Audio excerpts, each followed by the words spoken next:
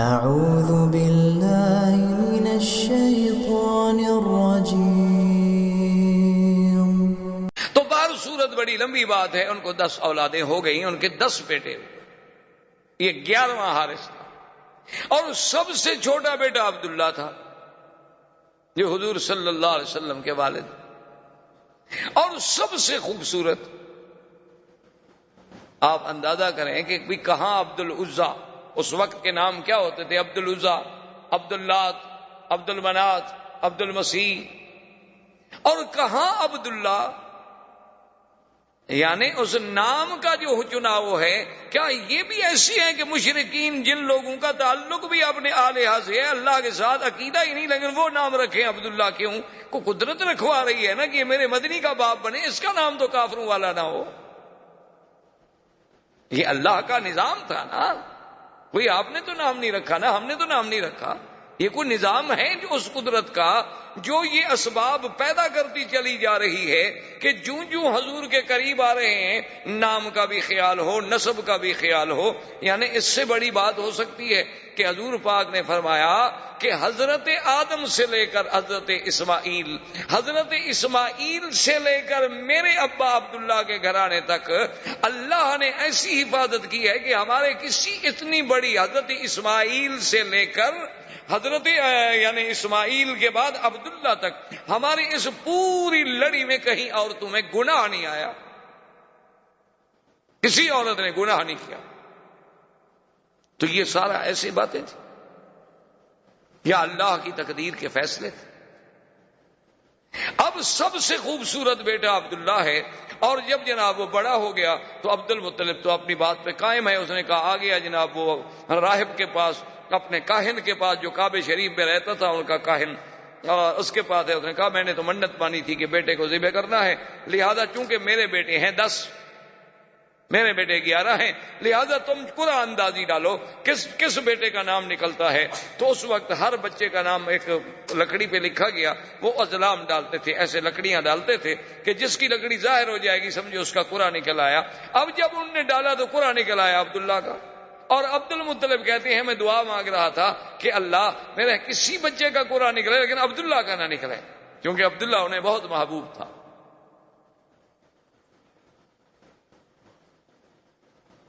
لیکن قرآن عبداللہ کا نکلا ہے۔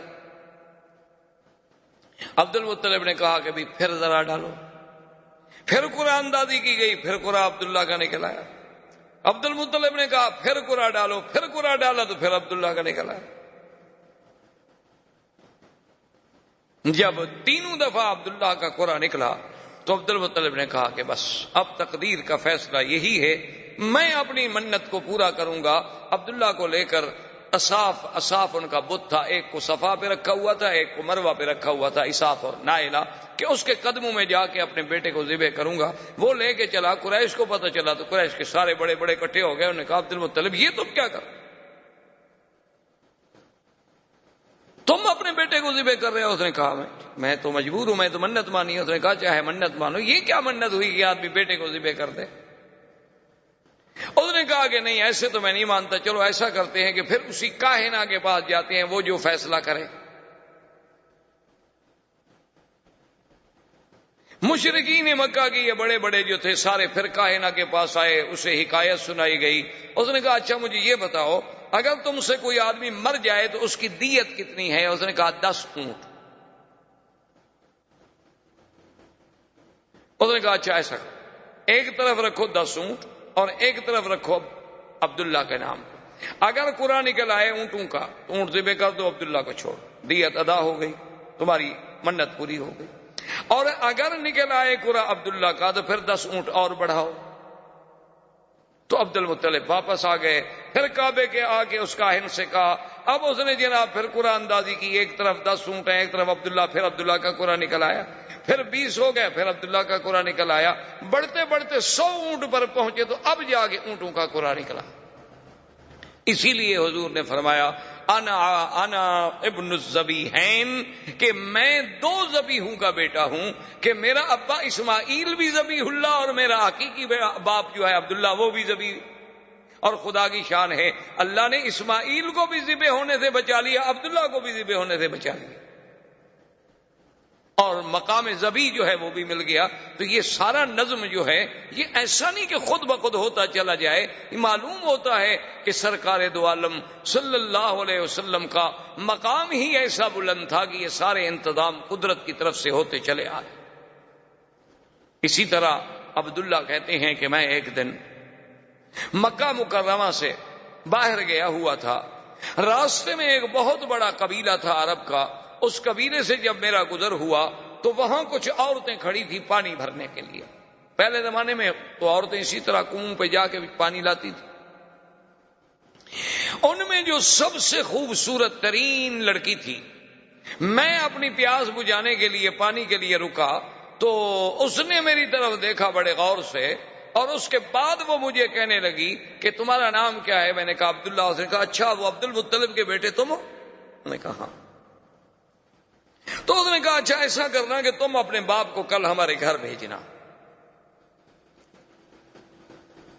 عبداللہ سمجھ گئے کہ بھئی وہ میرے ساتھ شادی کرنا چاہتی ہے، ورنہ میرے باپ کو گھر بلانے کا ایک لڑکی سے کیا تعلق ہے جس کو ہم نہیں جانتے، صرف ہم جانتے ہیں کہ فلاں قبیلے کی لڑکی، اس سے کیا ضرورت پڑی ہے کہ وہ کہے کہ اپنے باپ کو بھیجنا.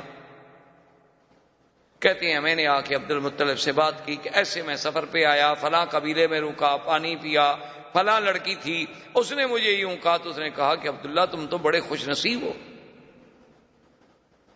میں نے کہا جی کیسے؟ انہوں نے کہا تم اتنے خوش نصیب ہو کہ اس لڑکی کے لیے تو بڑے بڑے سردار ٹکریں مار چکے ہیں، وہ لڑکی کسی کو قبول ہی نہیں کرتی اللہ کی بندی، اور تم عجیب آدمی ہو کہ تمہیں وہ کہہ رہی ہے کہ اپنے باپ کو خود بھیجو اور خود بلا رہی ہے. تو تمہاری تو قسمت کے کیا کہنے ہیں، تمہیں تو قطعی دیر نہ کرو، جس وقت کہو میں چلنے کے لیے تیار ہوں.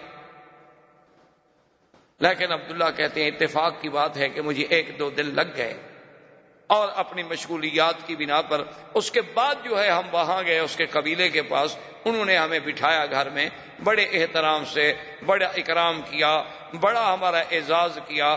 اور اس کے بعد جب ہم نے اس کے باپ سے بات چھیڑی تو اس نے کہا مجھے افسوس ہے، میں انتہائی افسوس سے کہتا ہوں کہ میری لڑکی نے انکار کر دیا ہے، وہ عبداللہ سے شادی کرنا نہیں چاہتی. تو اب ہم بھی عرب تھے، قریش تھے، ہم نے کہا ہمارے لیے بہت بڑی توہین ہے کہ بھئی ہمیں تم نے خود بلایا ہے، آپ کی بچی نے ہی تو کہا تھا اور ہم حاضر ہوئے ہیں. تو اس بچی نے اندر سے آ کے کہا کہ عبداللہ میں جس بنا پر تم سے شادی کرنا چاہتی تھی، معلوم ہوتا ہے کہ تمہاری پہلے بھی کوئی بیوی ہے. میں نے کہا ہاں میری شادی ہے آمنہ سے. اور اس نے کہا کہ تمہاری پیشانی میں ایک نور تھا، ایک چمک تھی، میں چاہتی تھی کہ وہ اللہ میرے بطن میں لائے گا، لیکن کسی اور عورت کے نصیب میں بات تھی. اب وہ چمک تمہارے چہرے میں رہی نہیں، تو اب میں کیوں شادی کروں. تو ایک عرب لڑکی کا عبداللہ کا پیشانی دیکھ کر وہاں سے ایک چمک کو محسوس کر لینا، یہ کوئی ایسی بات تو نہیں تھی. اچھا پھر دیکھیں کہ نسبت کا کیا عالم ہوا کہ عبداللہ کی شادی کہاں ہوئی؟ آمنہ سے. آمنہ بنت وہب بن عبد مناف. پھر ان کا خاندان بھی جا کے کہاں ملے گا؟ ولد اسماعیل میں. اور بی بی آمنہ کے ماں باپ جو تھے سارے مدینہ منورہ کے رہنے والے، حضور کے اقوال جتنے ہیں وہ تو سب مدینہ منورہ کے، یعنی مولد کا انتظام یہاں ہو رہا ہے تو مدینے بھی انتظام کیا جا رہا ہے. یعنی آپ حیران ہیں، آپ تصور کریں کہ بھئی یہاں مولد کا انتظام کی ولادت تو مکے میں ہوگی لیکن ہجرت تو مدینے ہونی ہے نا. تو والدہ کا خاندان جو ہے اس کا تعلق مدینے سے ہے. اور آپ دیکھیں کہ حضرت حسان جو شاعر رسول اللہ صلی اللہ علیہ وسلم، یہ وہ انسان ہے حضرت حسان کہ جس کو اللہ کے نبی مسجد الحرام میں اور منبر پہ کھڑا کر کے کہتے تھے کہ حسان تم کافروں کو جواب دو. جب وہ کھڑے ہوتے جواب دینے کے لیے تو حضور دعا فرماتے کہ اللہم ایدہ بروح القدس، کہ یا اللہ جبریل کے ذریعے حسان کے دل میں مضامین ڈال. یہ وہ شان والا آدمی. وہ کہتے ہیں کہ میری عمر 7 سال تھی، اسی لیے وہ 7 سال جو ہے عمر کے اعتبار سے حضور صلی اللہ علیہ وسلم سے پہلے پیدا ہوئے. کہتے ہیں میری عمر 7 سال تھی، میں اس وقت مدینہ منورہ میں تھا کہ وہاں ایک بہت بڑا کاہن تھا، ایک بہت بڑا کافروں کا مانا ہوا کاہن تھا، تو وہ بڑے بے وقوفوں کی طرح اور پاگلوں کی طرح بھاگتا ہوا آیا اور کہنے لگا کہ لوگو عجیب بات ہے کہ ولد نبی ہذہ الامہ، اس امت کا نبی آج پیدا ہو گیا۔ وہ کہتے ہیں اس وقت میری عمر 7 سال، اور اسی طرح بے عین ہی حضور صلی اللہ علیہ وسلم سرکار دو عالم حبیب کبریا صلی اللہ علیہ وسلم کی پیدائش سے اسی رات صبح کو ایک بہت بڑا کاہن تھا جو پہاڑوں میں تھا اور سال ہا سال سے باہر نہیں آیا تھا۔ کیا دیکھتے ہیں مکے والے کہ وہ جناب اس کے بال بکھرے ہوئے ہیں، پریشان حال ہے، اور مکے کی گلیوں میں بھاگ رہا ہے دیوانوں کی طرح، اور پوچھتے ہیں حل ولدا المولود هذه اللیلہ، مکے والوں آج رات کوئی بچہ پیدا ہوا ہے؟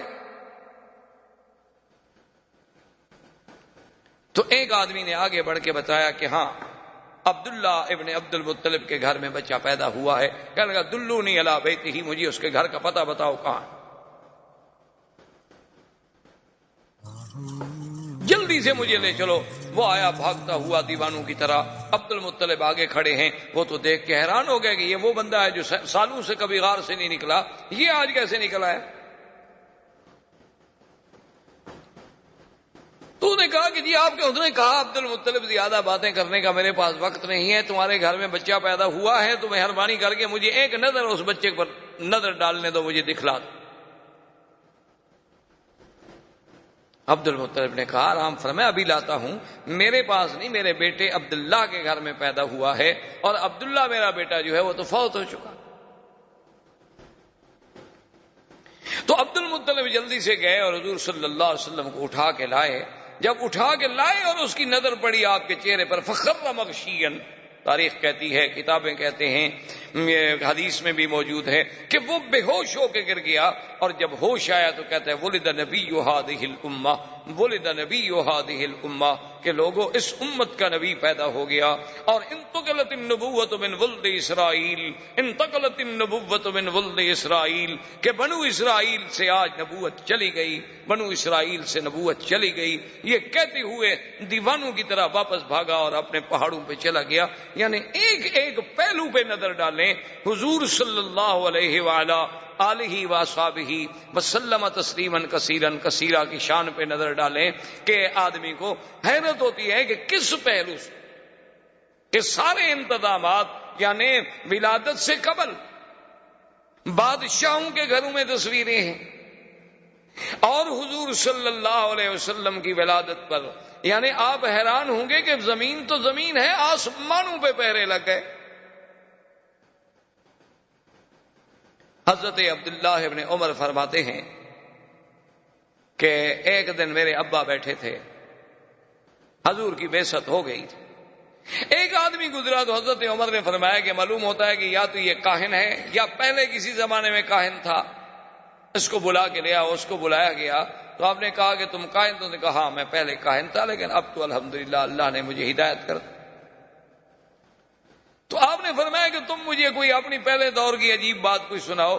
اس نے کہا میرے پاس جنوں کا آنا جانا رہتا تھا، ایک دن میں نے دیکھا وہ جن میرے پاس آتا ہے تو بڑا پریشان ہے۔ میں نے کہا کہ کیا ہو گیا؟ اس نے کہا تمہیں پتہ نہیں ہے کہ آج تو ہمارے کھانے نہیں پکے، آج تو ہماری چارپائیاں الٹی ہو گئیں، آج تو ہمارے گھروں میں جو دیگچیاں ہیں وہ ہم نے پھینک ڈالی ہیں۔ میں نے کہا کیوں، بات کیا؟ اس نے کہا تمہیں پتہ نہیں کہ ایک نبی اس امت کا پیدا ہو گیا؟